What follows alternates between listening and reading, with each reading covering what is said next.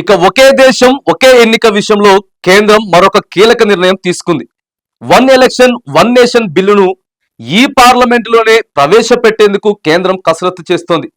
బిల్లును ప్రవేశపెట్టిన తర్వాత జీపీసీకు పంపించేటటువంటి ఆలోచనలు కూడా కేంద్రం ఉన్నట్లు కనిపిస్తూ ఉంది. ఇక ఒకే దేశం ఒకే ఎన్నిక విషయంలో కేంద్రం మరొక కీలక నిర్ణయం తీసుకుంది. వన్ నేషన్ వన్ ఎలక్షన్ బిల్లును పార్లమెంట్లో ముందుకు తీసుకొచ్చేందుకు మోడీ సర్కార్ చర్యలను వేగవంతం చేసింది. పార్లమెంటు శీతాకాల సమావేశాల్లోనే బిల్లులను పార్లమెంట్లో ప్రవేశపెట్టేందుకు కసరత్తు జరుగుతోంది. ఒకవేళ అది సాధ్యం కాకపోతే వచ్చే పార్లమెంట్ సెషన్లో ఖచ్చితంగా ఉభయ సభల ముందుకు తీసుకురావాలని భావిస్తోంది.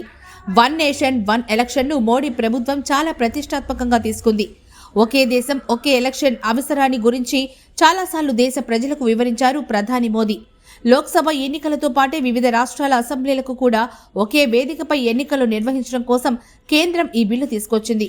భారత మాజీ రాష్ట్రపతి రామ్నాథ్ కోవింద్ నేతృత్వంలో ప్రభుత్వం నియమించిన కమిటీ ఈ బిల్లుకు సంబంధించి పలు సిఫార్సులు చేసింది. బిల్లుకు కేంద్ర కేబినెట్ ఇప్పటికే ఆమోదం ముద్ర వేసింది. బిల్లు పార్లమెంట్ ఆమోదం పొందడమే తరువాయిగా ఉంది. పార్లమెంటు నుంచి పంచాయతీల వరకు ఒకేసారి ఎన్నికలు నిర్వహిస్తే దేశ ఆర్థిక అభివృద్ధి వేగంగా జరుగుతుందని కోవింద్ కమిటీ సూచించింది. వన్ నేషన్ వన్ ఎలక్షన్ బిల్లుకు పార్లమెంట్ ఆమోదముద్ర పడితే వివిధ రాష్ట్రాల అసెంబ్లీలకు లోక్సభకు ఒకేసారి ఎన్నికలు జరగనున్నాయి. పార్లమెంట్లో ప్రవేశపెట్టడానికి ముందు బిల్లును జాయింట్ పార్లమెంటరీ కమిటీ పంపాలని ప్రభుత్వం ప్లాన్ చేస్తోంది. జేపీసీ అన్ని పార్టీల ప్రతినిధులతో ఈ బిల్లుపై చర్చించి అందరి అంగీకారాన్ని తీసుకోనుంది.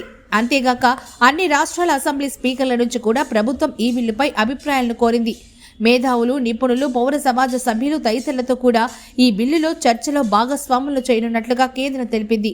తర్వాత సాధారణ ప్రజానీకం నుంచి కూడా ఈ బిల్లుపై అభిప్రాయాల్ని కోరనున్నట్లుగా ప్రభుత్వ వర్గాలు చెప్పాయి.